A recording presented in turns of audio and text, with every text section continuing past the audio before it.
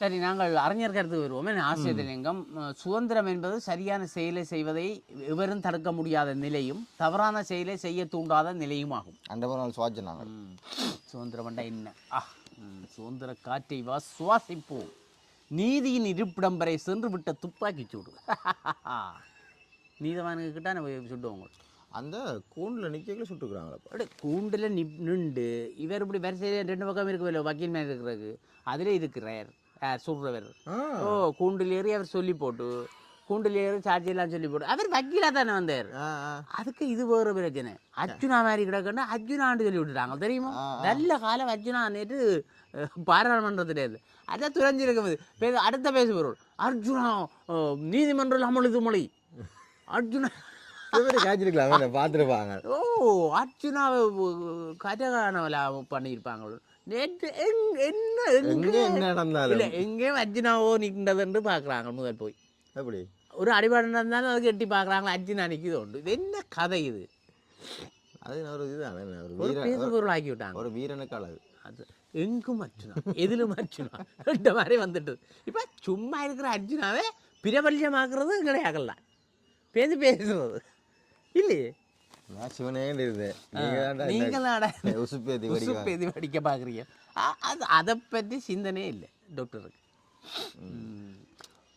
கொழும்பு புதுக்கடை நீதிமன்றத்துக்குள் வைத்து கணையமுள்ள சஞ்சீவ என்ற நபர் சுட்டுக் கொல்லப்பட்ட சம்பவம் நாடு முழுவதிலும் பேரதிர்ச்சி ஏற்படுது.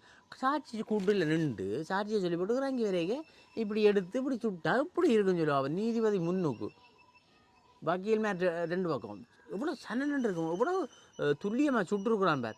சும்மா நாம் போய் சுடலாமே, எங்களுக்கு துவக்கம் மற்ற பக்கத்தால் எங்களை சுட்டு விட்ருவோம். அதில் போய் இல்லை படி விழுந்தோன்னா இப்போ உள்ளுக்குள்ள அந்த பாதுகாப்புகள் போலீஸுகள் என்ன செய்வது இடே, அது ஒரு எல்லைக்கு உள்ள பொருசப்படலாம் நீதிமன்றம். அப்போ உள்ளுக்கும் அவர் வக்கீல் மாதிரி வந்தார், வக்கீல் போகிறார், ஐயாண்டி போட்டு ஐயாவுக்கு வணக்கம் சொல்லி உள்ள விட்டாச்சு. போலீஸ் சாட்சிகளுக்கெல்லாம் வந்து போலீஸ் பாதுகாப்பு நிற்குமாப்பா எங்கள் சாட்சிக்கு? உள்ளுக்குள்ள எல்லாம் வந்து உள்ளுக்கு போகலாது இல்லை சாட்சி, போலீஸ் துவக்கூட போகலாது. துவக்கிலாம் தாண்டா போவான். அப்போ ஏன் தானே துவக்கூட வேணா சுட்டிருப்பானே அவனை. அதுக்கு வச்சு அவன் பாஞ்சு பயனில் ஏறி புத்தளத்துக்கு போகிறான்னா எவ்வளோ ட்ரெக்கி எடுத்துருக்கிறான். முதல் இதால் பாயணும், இப்படி போனால் வேகமாக போனால், இதில் போனால் ஏறலாம், எல்லாம் சும்மா அந்த சல்லடை போட்டு அவன் வட்டி வாயில் ஆகிட்டு இருந்தால் அதில் வடிவாக புத்தகத்தோடு இருந்துக்கிறேன். சொட்டை புத்தகத்தை திறந்துருப்பேன். பொம்பளை பிள்ளை கொண்டு இது கொடுத்து, அது அதுக்குள்ளே வக்கீல் புத்தகம் தானே, புத்தகத்தை கொண்டே கொடுத்துருப்பா உள்ளுக்கு இவர்கிட்ட. அப்போ வக்கீலுடைய சிஷியனாக்க மட்டும் நினைச்சிருப்பாங்களா அவங்களாயிரம். ஓஹோ சிஷியன் குருவிட்ட கொடுக்குறாவாக்க குரு வாங்கிட்டு போனேன். அப்படி புத்தகத்தை அப்படி வச்சுட்டு அதான் தனியாக கொண்டு வந்துக்கலாம். நான் அதுக்குள்ளே ஏதோ ஒரு சூழ்ச்சி ஒன்று இருக்குது. கொண்டு பொம்பளை பிள்ளைண்டா கவனி எங்கன்னு விட்டுட்டாங்களோ வரியா இவன் ஒரு இதுலேயே வந்துருக்காங்களே. இந்த கதை வேறு சுடணுமெண்டா சுட்டு போட்டாங்களே. அப்படி வந்து புத்தகத்தை திறந்து அப்படி அஜித் ஒரு படத்தில் நான் பார்த்தேன். படத்தில் அப்படி துவக்க மாதிரி பிட்டிய புத்தகத்தில் வெட்டி போட்டு அதுக்கு வச்சுட்டு புத்தகத்தை மூடி போட்டு கையில் விழுந்தா புத்தகம் தானே. இப்போ அதையும் திறந்து பார்க்குறான், யாரும் புத்தகத்தையும் திறந்து பார்க்கலாம். அந்த படத்தில் நடந்த சினிமா தான் இருக்குது. சினிமா பாணி தான். இனி துணஞ்சினம் வக்கீல்மே எல்லாரையும் செக் பண்ணி தான் போடுறோம். இனி நாங்கள் விட மாட்டோம் உள்ளும். அப்படி சூடு என்ன. நீதிமன்ற விசாரணை போட்டு கொழும்பு புதுக்கோட்டை நீதிமன்றத்துக்குள் அவர் அழைத்து வரப்பட்டு சாட்சி கூண்டில் ஏறி நின்றபோது இந்த துப்பாக்கி சூடு நிகழ்த்தப்பட்டுள்ளது. நிற்கவே முடியாது. சட்டத்தரணி ஒன்றும் சொல்லப்படியாது. சொல்லாதே பெய்யா போட்டுவா பாய் பாய். சட்டத்தரணி போல நீதிமன்றக்குள் நுழைந்த கொலை சூத்துறதாரி நீதிமன்றில் சட்டத்தரணிகள் அமைந்திருக்கின்ற இடத்தில் இருந்து கொண்டு சஞ்சீவை துப்பாக்கியாக சுட்டு கொண்டார். எவ்வளோ சுருங்க குறையும் திரைப்பட பாணியில் இக்கொலை சம்பவம் நடந்துள்ளது. தவிர நீதிமன்றத்துக்கு சஞ்சீவா அழைத்து வரப்பட்ட போது அவருக்கு விசேட அதிரடிப்படையினரும் பொருசாரும் பாதுகாப்பு வழங்கினார்.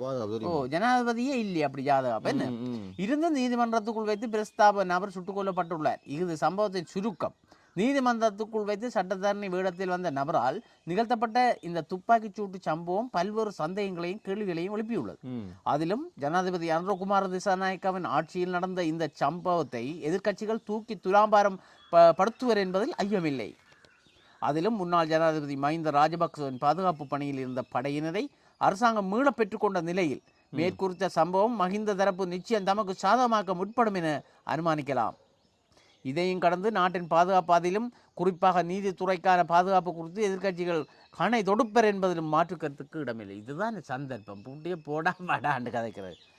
இஃது ஒரு புறம் இருக்க, பாதாள உலக கோஷ்டியின் முக்கிய நபர் ஒருவர் நீதிமன்றத்துக்குள் வைத்து சுட்டுக் கொல்லப்பட்டார் எனும் போது அவர் முக்கிய தகவல்களை நீதிமன்றத்தில் தெரிவித்து விடலாம் என்பதாக கொலை, போதைவஸ்து, கடத்தல் போன்ற சம்பவங்களுக்கு நாட்டின் முக்கிய அரசியல்வாதிகளுக்கும் உள்ள தொடர்பை சஞ்சீவ நீதிமன்றத்தில் கூறலாம் என்பதாக குறித்த கொலை சம்பவம் திட்டமிட்டிருக்கப்படுகிறது என ஊகிப்பதில் தவறும் இல்லை. ஏதோ அரிய சொல்ல போறான், பெரிய அரசியல்வாதிகளை சொல்ல வந்தாரம் தெரியாது. என்ன கர்மம், என்னடா அப்படிதான் நடக்குறேன். என்னடா பெரிய நிற்குது. சே, சொல்லியிருந்தால் நல்லா இருந்திருக்கும். என்ன சொல்ல விட்டுதான் இன்னும் நல்லா இருந்திருக்கும் போட. என்ன 2 கண்டுபிடிச்சிப்போம் நாங்களும். என்ன பேரெல்லாம் வந்த பார் பேர்கள் வந்த மாதிரி அதுவும் வேற இல்லை. என்னடா இந்த பேர் இன்னும் பார் நாங்கள் அடிக்கடி ஞாபகம் வேண்டியது. எது எவ்வாறாயினும் இலங்கை பௌத்த சிங்கள நாடு என்ற கோஷத்துக்குள் சிங்கள பேரினவாதம் மூழ்கி கிடக்க, நாடு போதைவஸ்து கடத்தல் என்ற கூலி கொலை என்ற மிக பெரும் பயங்கரத்துக்குள் அகப்பட்டு அல்லற்படுகிறது என்ற உண்மை சஞ்சீவனின் கொலை மூலம் நிரூபணமாகியுள்ளது. சரியோ? அப்போ எங்கள்ட நாட்டுல நிலையை பார்த்து எப்படி என்று ஜனாதத்தை சில எல்லாருமே புரிஞ்சு கொள்ளணும். என்ன நாங்கள் சும்மா ஒரே சாப்பிட்றோம், நித்திர வாழ்றோம், அங்கே போகிறோம், இங்கே வரோம் அப்படின்னு வாழ்கிறோம். அதனால் நாட்டில் என்ன நடக்குதுன்றதை கொஞ்சம் புரிஞ்சு வரணும். புரிஞ்சு கொள்ளணும். ஏன் நடக்குது, எதுக்கு நடக்குது, என்ன நடக்குதுன்றா தெரியும். வீட்டுக்குள்ளே சும்மா இருந்தோண்டு இல்லையே பெரிய பிரச்சனை தானே. என்னடா பயவாக்குறது.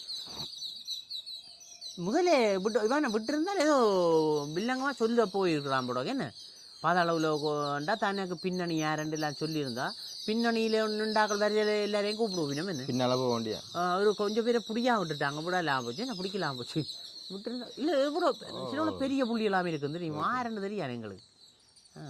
சரி, ஒரு பிரச்சனையாக தான் இருக்கும்னு நினைக்கிறேன் நான்.